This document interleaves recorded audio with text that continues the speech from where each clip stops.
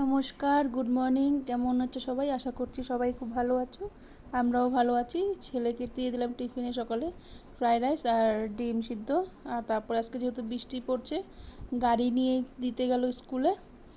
তো সকাল থেকে বলবো না, রাত্রের থেকেই বৃষ্টি। আর আজকে গাড়িটা এমনি মানে ট্যাক্স দিতে হবে এবার 50,000 টাকা, সেটা বলছিলাম এদিক ওদিক করে। তার মধ্যে যে দেখো গাড়ির দরজাটা কী অবস্থা হয়েছে সকাল সকাল। গাড়িটার ব্রেক করা ছিল না, গাড়িটার দরজাটা খুলে ইটটা সরিয়ে বসতে যাবে মাত্র গাড়িটা একা একাই পেছন দিকে ঢালু আছে যেহেতু, আর আমাদের গাড়িটা না লম্বা অনেক, একদম গিয়ে উঠে মানে ব্রেক করতে করতে একদম ওই খুঁটিটা দেখাচ্ছি যে ফুল গাছ পেঁচানো দরজাটা মানে লাগানোর সময় পাইনি, ঠাস করে গিয়ে দরজাটার মধ্যে লেগে দেখো গাড়িটার কী অবস্থা। মানে দরজাটাও ঠিক করে লাগছেও না, ফাঁকা হয়ে আছে। আর ফুলের মালাটা আমি খুলে দিয়েছি, কারণ বৃষ্টি পড়ছে, কাজগুলো তো ওই যে পরিষ্কার করতে সামনের ওগুলো অসুবিধা হবে ফুলের মালাটা থাকলে। আর গাড়িটা একদম ট্যাপ খেয়ে গেছে সামনে, দেখেছো? এই যে এই জায়গাটা ট্যাপ খেয়ে গেছে সামনের দিকটা।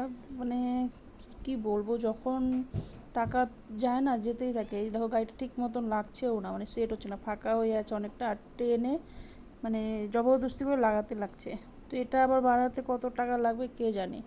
বিশ্বকর্মা পূজার পরের দিনই দেখো গাড়িটার এই অবস্থা। মানে জানি না, আমার বর আজকাল মাঝে মাঝে ও সবই ভুলে যাচ্ছে। গাড়িটার ব্রেক এমনিতে তো ইটটা ও নিজেই সরায়, গাড়িটা ব্রেক করা থাকে, পিছায় না। ওই দিন আগের দিন ধুয়ে দিয়েছিল গাড়ি, ওই যে দেখো ট্যাপ খেয়ে গেছে।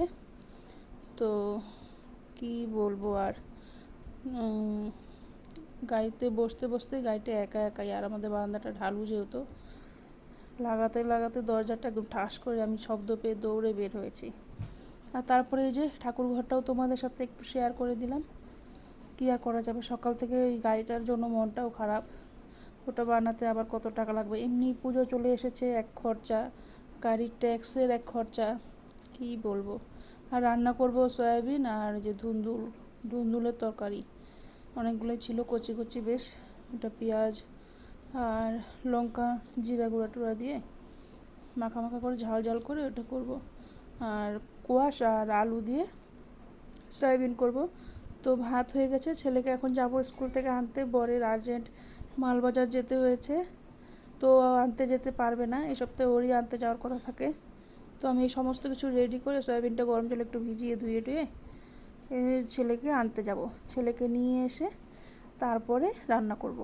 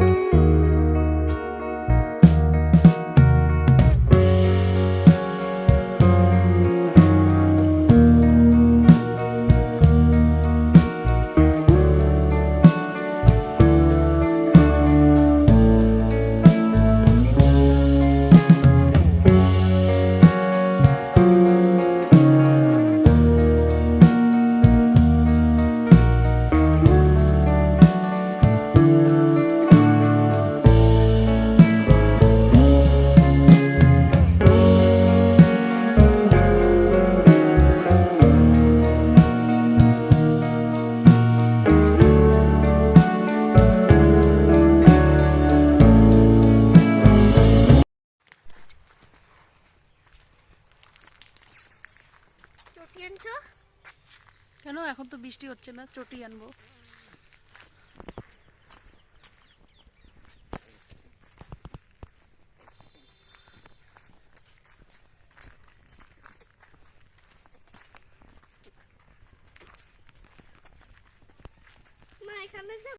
আজকে করেছি সয়াবিনের তরকারি আলু আর কোয়াশ দিয়ে, আর ধুন্দুল এই যে থালের মধ্যে নিয়ে নিয়েছি ভাতের থালায়। চলো, কেমন হয়েছে বিবান? হ্যাঁ, কি ঝাল লাগছে নাকি? লঙ্কা তো দেই নাই বেশি।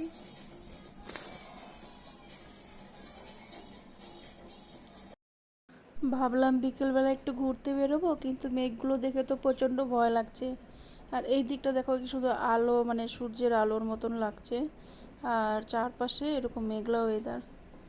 তো যাই হোক, ওয়েদারটা দেখে তো ভালো লাগে, কিন্তু বিকেলে বের হতে পারবো না সেই ভেবে আবার মন খারাপ লাগছে। হ্যাঁ, সবাই হাঁটতে বের হই, একটু গল্প টল্প করি, ভালো লাগে। কিন্তু এরকম ওয়েদার দেখলেও ভালো লাগে, গরম থাকার চাইতে একটু ঠান্ডাটাই ভালো। আর আবার একঘেয়েমি ভালো লাগে না, একবারে বৃষ্টি হতেই থাকবে, বৃষ্টি হতেও থাকবে, সেটাও পছন্দ না। আর এই ফুল গাছের ফুলগুলো, উপরের ফুলগুলো বেশ সুন্দর আছে পাতাগুলো, আর নিচেরগুলো যেন কেমন নষ্ট নষ্ট হয়ে যাচ্ছে। বুঝতে পারছি না, এই গাছটাও বেশ, এই ফুলগুলো যখন একদম শুকিয়ে যাবে, শীতের দিন আসলে গাছটাকে ছোট করে দেবো ভাবছি, কাটিং করে দেবো। আর কি সুন্দর হাওয়া ছেড়েছে, বেশ হাওয়া চলছে, দেখতে ভালো লাগছে বেশ। আর এই ফুলগুলো একটু বড় জায়গা নিয়ে গাছ সুন্দর কাটিং করা থাকলে ভালো লাগে দেখতে। তো আর এই যে এই গাছটা দেখতে পাচ্ছ, এই গাছটা হচ্ছে আমার রান্নাঘরের ওই পাশে একদম, সুপারি গাছগুলোকেও ছেড়ে ওপরে আরও লম্বা, দেখো কত গাছটা।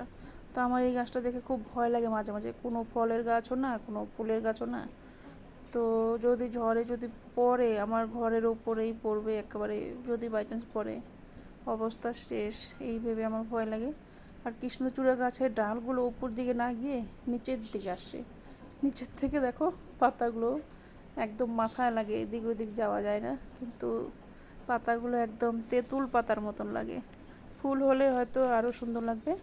তারপরে চলে এলাম সন্ধ্যাবেলা, এই মেঘলা ওয়েদার দেখে কেউ বের হয়নি, তো ছেলেকে নিয়ে আমি একাই হাঁটতে বেরিয়েছি।